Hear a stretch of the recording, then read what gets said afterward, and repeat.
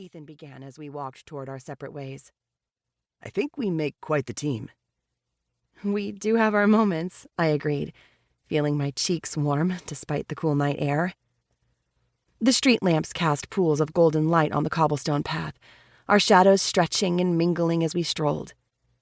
The silence wasn't awkward. It felt comfortable, natural, like the quiet that settles in my shop after a long day.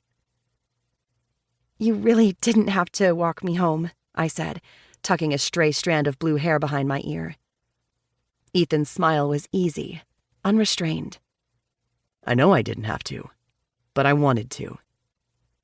I couldn't help but return his smile.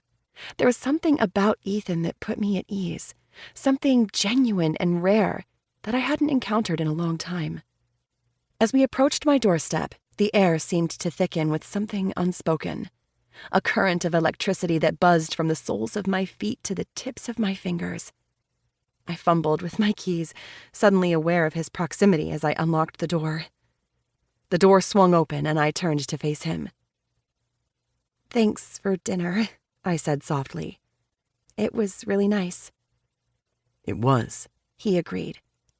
His eyes held mine, and for a heartbeat, everything else fell away. The debts, the worries about Pepper and her magic, the weight of secrets that clung to me like cobwebs. And then he leaned in. The kiss was sweet, a gentle question rather than a demand, and it stirred something deep within me. It was a whisper of possibility that danced along my nerves, leaving them tingling with anticipation.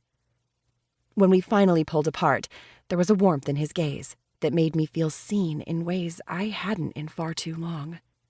"Blue," he murmured, his voice a low thrum that resonated through me. "Yeah?" My voice was barely above a whisper. "I'd really like to see you again soon." My heart skipped a beat. "I'd like that," I managed to say without betraying the whirlwind of emotions inside me. He brushed his thumb across my cheek before stepping back, giving me space to breathe again. "Good night, Blue." "Good night, Ethan." With one last smile, he turned and walked back down the driveway. I watched him go until he disappeared around the corner, then stepped inside and closed the door behind me. The warmth from his kiss lingered on my lips as I leaned back against the door. A giddy laugh escaped me before I could catch it, a sound so light and free that it seemed foreign coming from my own mouth. It had been so long since I'd allowed myself this kind of joy, the simple pleasure of being liked by someone who didn't know all the shadows that lurked beneath my surface. I shook off the reverie and made my way upstairs to check on Pepper. As expected, she was up late, poring over her textbooks. Her final exams were just around the corner. "Hey!" She looked up as I entered her room, her expression brightening when she saw me. "How was dinner?" "It was great," I said truthfully as I sat on the edge of her bed. Pepper eyed me suspiciously. "You're all glowy." I rolled my eyes but couldn't quite hide my smile. "Is that even a word?" "It is now."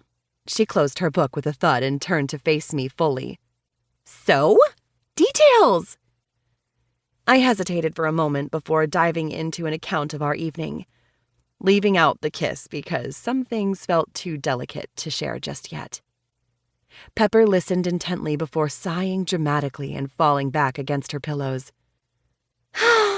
"You have all the fun." I laughed softly. "Trust me, it's not always fun in games." "I know," she said more seriously now as she sat up again. "But you deserve some happiness, too." Her words warmed me more than she could know. We talked for a while longer about her exams and plans for after graduation until her yawns became more frequent than her words. "Get some sleep," I said as I stood up to leave her room. "You too."